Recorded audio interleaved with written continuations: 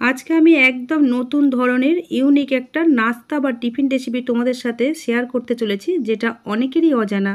জবরদস্ত এই নাস্তা রেসিপিটা যেমন হবে সুপার টেস্টি, আর সেই সাথে হবে হেলদি, আর হাতের কাছে থাকা উপকরণ দিয়ে চট জলদি বিনা ঝামেলায় তৈরি করে নেওয়া যায়। আর এই রেসিপিগুলোর বৈশিষ্ট্য হলো ওপর থেকে হয় যতটা মুচমুচে, ভিতর থেকে হয় ততটাই সফট, ফ্লাফি আর জালিদার। আর একটা খেলেই অনেকক্ষণ পেট ভরে থাকে। নমস্কার বন্ধুরা, বেঙ্গলি ওভেনে তোমাদের সবাইকে স্বাগত জানাই। রেসিপিগুলো বানানোর জন্য আমি এখানে একটা বাটির মাপ করে এক বাটি নিয়েছি আটা। যে আটা দিয়ে রুটি তৈরি করে খাই সেই আটাই এখানে নিয়েছি। আর সাথে নিচ্ছি ওই বাটিটারই মাপ করে 1/4 ভাগ সুজি। অর্থাৎ যতটা আটা নিয়েছি তার 1/4 ভাগ সুজি নিয়েছি। এই সুজিটা ব্যবহার করার ফলে এই রেসিপিগুলোর ওপরের অংশগুলো অনেক বেশি ক্রিস্পি হবে, আর ভিতরের অংশটা যাতে সফট, ফ্লাফি আর জালিদার হয় তার জন্য এখানে আমি ব্যবহার করছি টক দই। এই টক দইটা একটু বেশিই টক ছিল, তাই আমি 2 টেবিল চামচ ব্যবহার করলাম। ফ্রেশ টক দই হলে 3 টেবিল চামচ দিতে হবে। এখন এর মধ্যে দিয়ে দিচ্ছি নর্মাল জল। আমি যে বাটির মাপ করে আটা মেপেছিলাম ওই বাটির মাপই 1 বাটি নর্মাল জল নিয়েছি। জলটাকে অল্প অল্প করে দিয়ে একটা ব্যাটার বানিয়ে নিতে হবে। জলটা একেবারে ঢেলে দিলে হবে না, যেহেতু আমরা এই রেসিপিগুলো আটা দিয়ে বানাচ্ছি, তাই জলটা একেবারে ঢেলে দিলে কিন্তু আটার মধ্যে লাম্পস চলে আসবে। তাই অল্প অল্প করে দিয়ে একটা ব্যাটার বানিয়ে নিচ্ছি। আর ব্যাটারটা তৈরি করতে এখানে আমি কাঁটা চামচের ব্যবহার করেছি, কারণ কাঁটা চামচ দিয়ে খুব তাড়াতাড়ি ব্যাটারটা বানিয়ে নেওয়া যায়। যদি হাতের কাছে হ্যান্ড হুইস্ক থাকে তাহলে হ্যান্ড হুইস্ক দিয়েই ব্যাটারটা বানাবে, কাজটা অনেক বেশি সহজ হয়ে যাবে। পুরো 1 বাটি জল ব্যবহার করা হয়ে গেলে এখানে আমি আরও 2 টেবিল চামচ জল দিয়ে দিলাম। অর্থাৎ এখানে 1 বাটি আটা আর ওই বাটিটারই 1/4 ভাগ সুজির জন্য 1 বাটি প্লাস 2 টেবিল চামচ জল আমি ব্যবহার করেছি। জলটাকে আটার সাথে ভালোভাবে মিশিয়ে নিয়ে একটা লাম্পস ফ্রি ব্যাটার তৈরি করে নিয়েছি। এখন এই ব্যাটারটাকে ঢাকা দিয়ে 10 মিনিট রেস্টে রেখে দেব। যেহেতু সুজি দেওয়া আছে তাই সুজিটা ফোলার জন্য 10 মিনিট রেস্টে রাখতে হবে। ততক্ষণ আমরা অন্য কাজগুলো এগিয়ে নিই।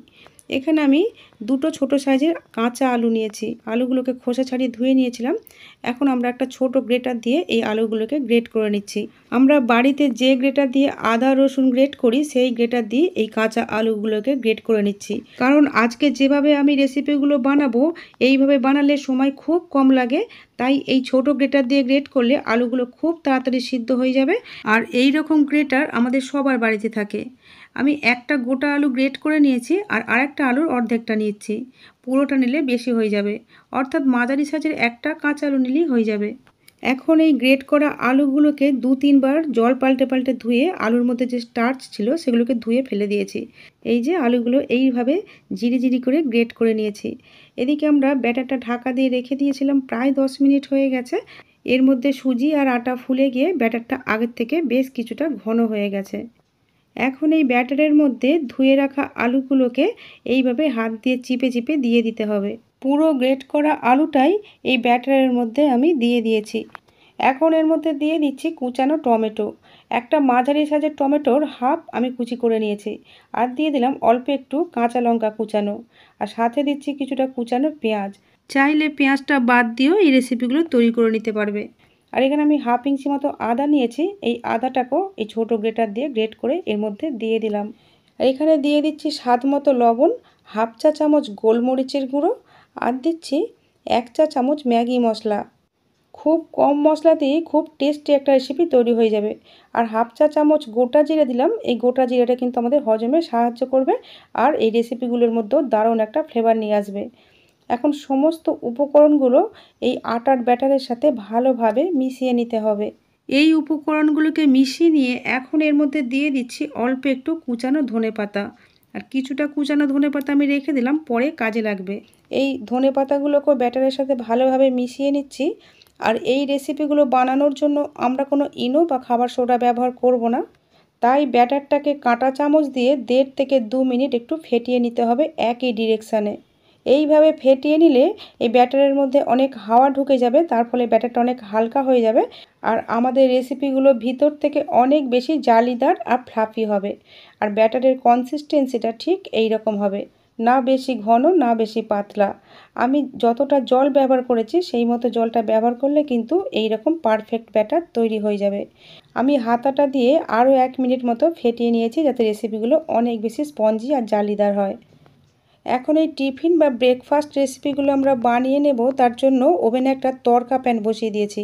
এই তড়কা প্যানে কিন্তু খুব তাড়াতাড়ি যে কোনো রেসিপি তৈরি হয়ে যায়।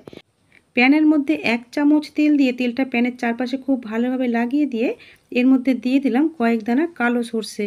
সর্ষেগুলোকে তেলে ভেজে নেওয়ার দরকার নেই, সর্ষে দেবার সাথে সাথেই ব্যাটারটা দিয়ে দিতে হবে। আর যদি দেখো সর্ষেগুলো ফাটতে শুরু করেছে তাহলে গ্যাসের ফ্লেমটা অফ করে দেবে।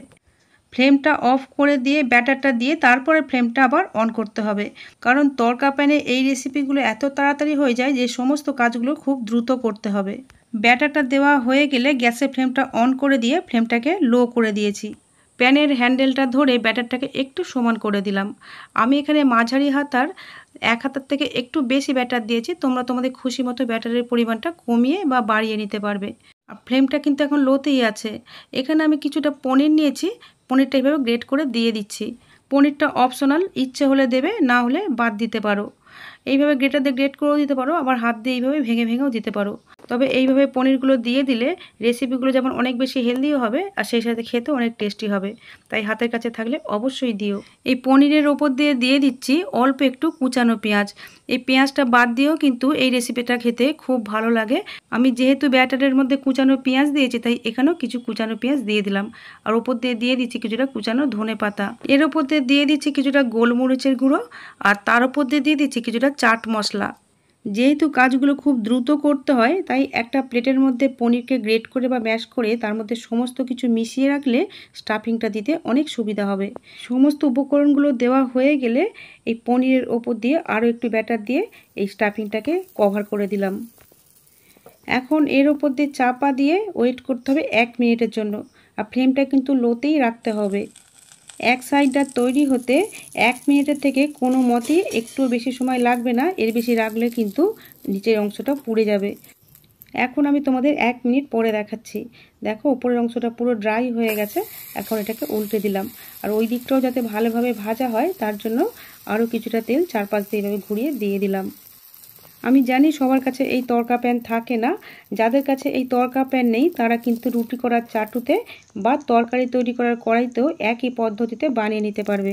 সেক্ষেত্রে সময়টা একটু বেশি লাগবে আর শেপগুলো এতটা গোল হবে না, কিন্তু খেতে একই হবে। চাইলে তোমরা হালকা ব্রাউন করেও ভাজতে পারো, আবার এইভাবে একটু ডিপ ব্রাউন করেও ভাজতে পারো। দেখি বুঝতে পারছো বন্ধুরা টিফিন রেসিপিগুলো কতটা ফ্লাফি হয়েছে। ওই পিঠটাও আমি গোল্ডেন ব্রাউন করে ভেজে নিয়েছি। এখন প্যান থেকে প্লেটের মধ্যে তুলে নিলাম। দেখি বুঝতে পারছো কতটা লোভনীয় হয়েছে, আর উপরের অংশটাও সুজি দেওয়ার কারণে কতটা মুচমুচে হয়েছে। আমি এখানে আটা ব্যবহার করেছি, তোমরা আটার বদলে কিন্তু ময়দা দিয়েও একইভাবে বানিয়ে নিতে পারো। হঠাৎ করে যদি হেলদি অথচ টেস্টি নতুন স্বাদের কিছু রেসিপি বানাতে ইচ্ছা করে তাহলে এই রেসিপিটা বানিয়ে নিতে পারো। বাড়ির সকলেরই কিন্তু খুব পছন্দ হবে। বাকি টিফিনগুলো আমরা একই পদ্ধতিতে বানিয়ে নেব। আমি আমার চ্যানেলে এই রকমই সহজভাবে তৈরি নতুন নতুন রেসিপির ভিডিও আপলোড করে থাকি। এই রকম রেসিপির ভিডিওর আপডেট সবার আগে পাওয়ার জন্য ইউটিউব থেকে দেখলে চ্যানেলটা সাবস্ক্রাইব করার, আর এফবি পেজ থেকে দেখলে পেজটাকে ফলো করে নেওয়ার অনুরোধ রইল। বন্ধুরা আজ তাহলে এই পর্যন্তই। তোমরা ভালো থেকো, সুস্থ থেকো, সাবধানে থেকো।